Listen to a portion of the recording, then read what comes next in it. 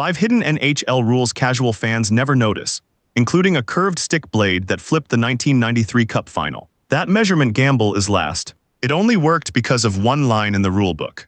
These aren't trivia. Each one is an enforceable rule that has flipped real games. Here's the frame: 5 hidden rules, each with a consequence you can point to on the ice. One is about a goalie who steps a few feet the wrong way. One measurement of Marty McSorley's stick blade helped decide a Stanley Cup. And number 3 is the one nobody talks about until it costs a team a championship. We're counting up to it. Start behind the nets. Watch the goalie chase a loose puck into the corner. Looks harmless, except he just handed the other team a power play. Here's the rule most fans have never heard. Behind every NHL net, there's an invisible shape on the ice called the trapezoid. It's marked by 2 lines. They start 6 feet out from each goalpost and spread wider, until they hit the end boards 28 feet apart. Inside that shape, the goalie can play the puck freely. Step outside it to handle the puck, and he's given a delay of game minor. 2 minutes in the box, a man short. Why does a shape on the ice matter this much? Before it existed, elite goalies roamed the whole zone like a third defenseman, killing every dump in and grinding the game to a crawl. The league drew the trapezoid coming out of the 2004 to 2005 lockout for the 2005 to 2006 season to pin the goalie in place and give attacking teams a chance to chase the puck down. So the trapezoid isn't decoration. It's a leash. A legal fence that turns a goalie's best instinct, going and getting the puck, into a penalty the moment he crosses an unpainted edge. Goalies train for years to read exactly where that line sits without looking down. And that trained restraint sets up the next rule, because the very next mistake happens when a player tries to clear the puck to safety and sends it 1 inch too high. Now the clear that goes wrong. A defender under pressure whacks the puck up the boards to get it out, and it sails over the glass and out of play. Automatic penalty. 2 minutes delay of game. Here's the part that stings. It does not matter that he didn't mean it. There's no judgment call, no reading his intent. Puck leaves your own defensive zone, flies over the glass, out of play. The arm goes up. The league added this for the 2005 to 2006 season, the same reset that gave us the trapezoid, to stop teams from flipping the puck into the crowd on purpose to buy a whistle and a breather. The machinery is deliberately blunt. A referee can't peer into a player's head mid-scramble, so the rule removes intent entirely and just watches where the puck came from and where it went. That bluntness is also why a lot of people think it's too harsh. A clean-looking clear that clips a stick on the way up costs you a man for 2 minutes. The general managers agreed it stung. Remember, we still haven't hit number 1. In March 2024, they voted not to delete the rule but to soften it. Starting in the 2024 to 2025 season, a coach can challenge an overglass call, but only if the puck clearly deflected off a player, stick, glass, or boards on its way out. Lose that challenge, though, and you eat a second 2-minute minor on top of the first. Which brings us to a rule a team can weaponize on purpose. Here's the one that decided a championship. A team can walk up to the referee and ask him to measure an opponent's stick, specifically how much the blade curves. Too sharp a curve and the penalty lands on the player holding it. Break time equals 0. 6 is /game 2 of the 1993 Stanley Cup final. Montreal is down a goal, minutes left, season slipping away. Their bench points at Los Angeles enforcer Marty McSorley and calls for a stick measurement. The referee lays the gauge on the blade. Illegal. The curve is too deep.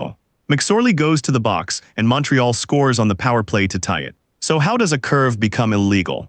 A big curve lets a shooter snap the puck harder and disguise where it's going, so the rulebook caps how much a blade can bend. The gauge is just a physical template. The blade either fits under it or it doesn't. No opinion, no arguments. But look at the gamble Montreal took. If that blade had measured legal, the penalty flips. The team that asked gets called for delay of game instead. Down a goal, late in a cup final game, they bet their season on someone else's equipment being a hair over the line. That's the trapdoor built into this rule, and it's exactly why what happened next in that series became legend. But we're saving the ending.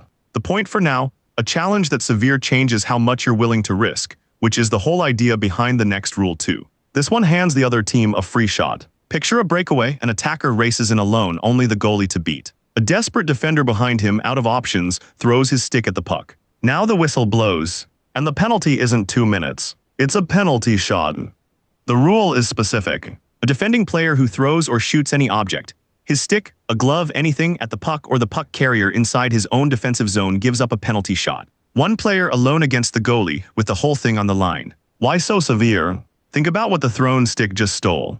A clean scoring chance, a near-certain goal in the making, wiped out by an act that has nothing to do with skating or checking. A regular minor would actually reward the cheat, trade 2 quiet minutes for erasing a goal that was about to happen. So the rule refuses that trade.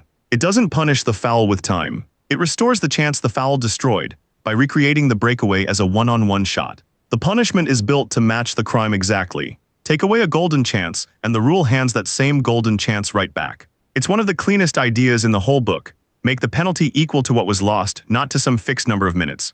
And speaking of a stick in the wrong place, the last rule is about what happens when your stick simply breaks. The last hidden rule sounds like bad luck, but it's a penalty. Your stick snaps in a battle for the puck. Happens all the time. Under Rule 10, the moment it breaks, you have to drop it. Keep skating and playing with a broken stick, and you're given a 2-minute minor. So what does a smart player actually do? The practiced move is instant.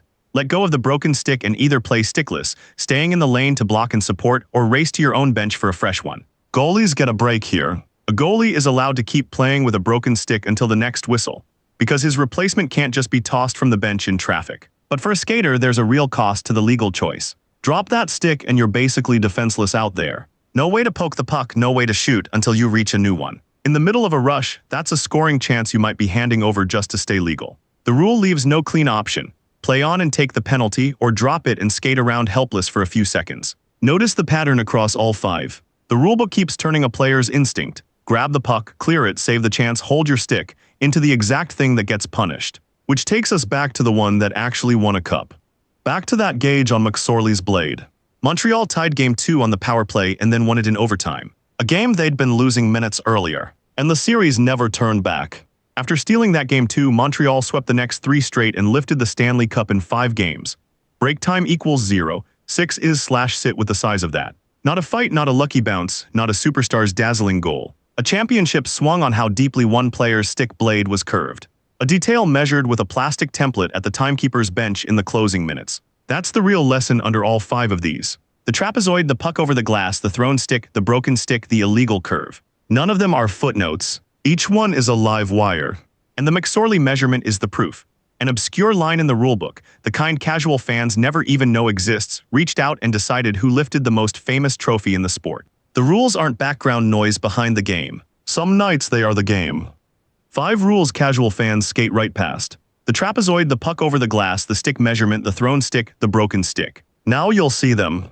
Next game you watch, keep one eye on the goalie behind his net and the referees near the benches. That's where the hidden rulebook quietly runs the show.